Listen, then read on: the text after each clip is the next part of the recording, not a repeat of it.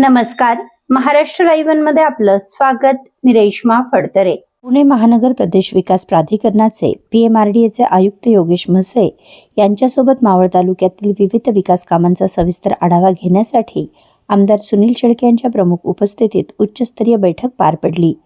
मावळच्या प्राधान्य असलेल्या प्रकल्पांना तात्काळ चालना देण्यासाठी मंजूर आणि निविदा प्रक्रिया पूर्ण झालेल्या सर्व कामांना लगेच सुरुवात करण्याबाबत या बैठकीत ठोस चर्चा झाली.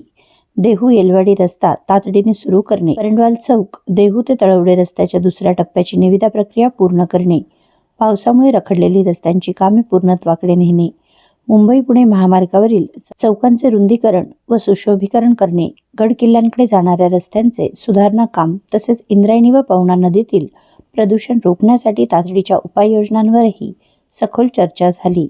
या बैठकीत आमदार सुनील शेळके यांनी सर्व कामे गतीने व दर्जेदार पद्धतीने पूर्ण करण्याचे निर्देश दिले.